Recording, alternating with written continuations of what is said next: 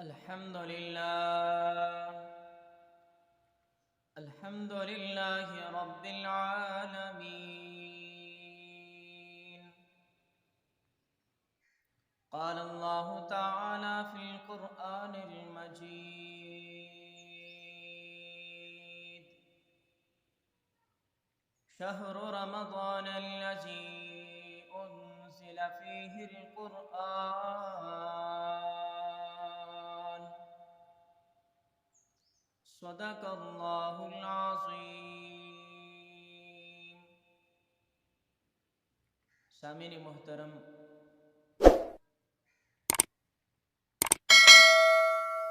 رمضان المبارک اللہ کی طرف سے ایک بہت بڑا انعام ہے جو کہ عنقریب ایمان والوں کو ملنے والا ہے. ایک دن کے بعد رمضان المبارک کی آمد ہو جائے گی، یعنی رمضان المبارک شروع ہو جائے گا. رمضان المبارک کیسا مہینہ ہے، اس کی کتنی عظمتیں ہیں، اور اللہ کی طرف سے ایمان والوں کے لیے یہ کتنا بڑا انعام ہے، یہ آپ بہرحال سنتے رہتے ہیں کہ اس کی عظمتیں، اس کی فضیلتیں بے مثال ہیں. لیکن ضرورت اس بات کی ہے کہ ہم نے سارے فضائل سنے، کبھی اس بات کی طرف دھیان نہیں کیا کہ یہ فضائل ہم سے کیا مطالبہ کرتے ہیں. اس کی وجہ یہ ہے کہ جب ہم بات کی طرف توجہ نہیں کریں گے تو بات ہمیں فائدہ نہیں دے گی. بے شک ہم جتنے مرضی فضائل سن لیں، ہر بندہ جب بھی کوئی رمضان المبارک کے حوالے سے یا ویسے کسی دینی حوالے سے، علماء سے، صلحاء سے کوئی بات بھی سنے تو اس کو سنتے ہی اپنے دل میں جگہ دے.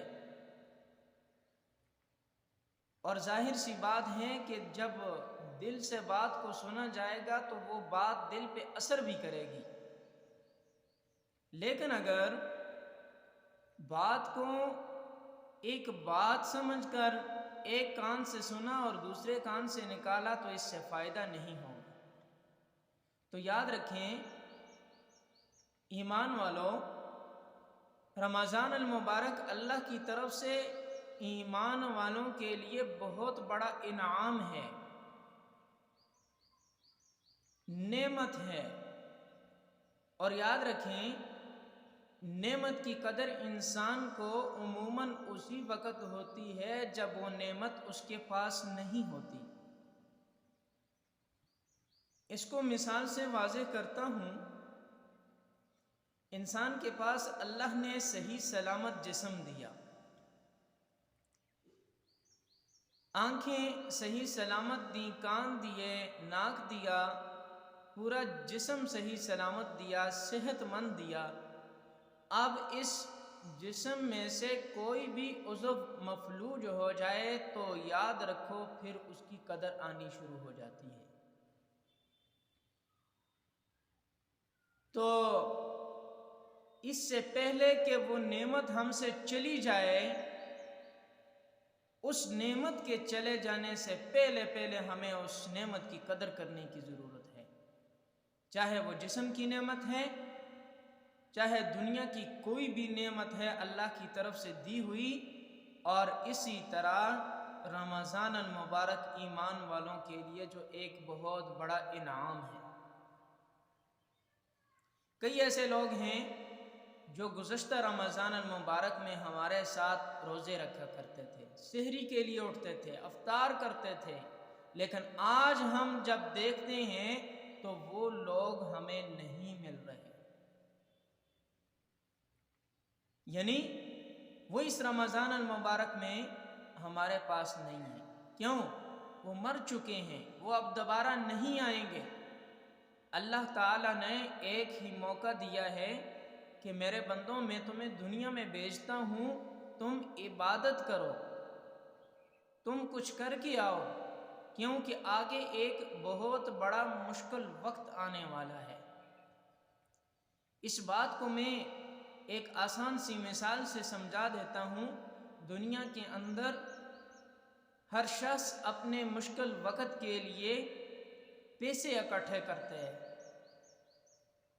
روپے اکٹھا کرتا ہے، اور اس کا نظریہ، اس کی کوشش یہی ہوتی ہے کہ کہیں پر مجھے پریشانی کے وقت، مصیبت میں ضرورت پڑ جائیں تو میرے پاس موجود ہونے چاہیے، مجھے بھیک نہ مانگنی پڑے، نہ بھائی سے، نہ بہن سے، نہ والد سے، نہ والدہ سے۔ تو اس خاطر وہ کیا کرتا ہے؟ ہر شخص اپنے پاس اپنے مشکل وقت کے لیے پیسے جمع کر کے رکھتا ہے کہ مجھے مشکل وقت میں کام آئیں گے، اور کہیں مجھے مشکل وقت میں ایسا نہ ہو کہ میرے پاس نہ ہو پیسے اور مجھے بھیک مانگنی پڑے۔ ارے بھائیو، دنیا کے مشکل وقت کو تو تم نے یاد کر لیا، کل قیامت کے دن جو مشکل وقت آنے والا ہے اس کو کس نے یاد کرنا ہے؟ جو اس سے بھی کئی گنا بڑا مشکل وقت ہے، جس کو قرآن نے خود واضح طور پر بیان کر دیا کہ کل قیامت کے دن ماں بیٹی سے بھاگے گی، بیٹی ماں سے بھاگے گی، بھائی بھائی سے بھاگے گا، اور خامن بیوی سے بھاگے گا، بیوی خامن سے بھاگے گی۔ ذرا سوچو تو صحیح، اس سے مشکل وقت کوئی اور ہو سکتا ہے؟ بالکل نہیں ہو سکتا۔ تو میرے عزیزو، میرے بھائیو، میرے ایمان والو، میرے مسلمان بھائیو، اس موقع کو غنیمت سمجھتے ہوئے اللہ کی یاد میں گزاریں، اور ایک لمحہ، ایک گھڑی بھی اللہ کی یاد کے علاوہ مت گزاریں۔ تو بہرحال عرض یہ کر رہا تھا کہ جہاں پر اس مہینے کے فضائل ہیں ہم سنتے ہیں، مگر سننے کے بعد کبھی ہم نے غور نہیں کیا، کبھی ہم نے فکر نہیں کی کہ آیا یہ فضائل ہم سے کیا مطالبہ کرتے ہیں۔ تو اس لیے یہ رمضان المبارک جو آ رہا ہے، اس کی بھرپور قدر کی جائے، کما حق ہو، اس کا احترام کیا جائے جس طرح احترام کرنے کا حق ہے۔ تو بہرحال عرض یہ کر رہا ہوں کہ رمضان المبارک کی تو اتنی شان و شوکت اور اتنی بڑی عظمت ہے کہ سرکار دو جہاں صلی اللہ علیہ وسلم رمضان المبارک آنے سے پہلے دعا فرمایا کرتے تھے، فرماتے تھے اللہم بارک لنا فی رجب و شعبان وبلغنا الی رمضان، یا اللہ رجب اور شعبان میں ہمیں برکتیں عطا فرما اور رمضان المبارک تک پہنچا۔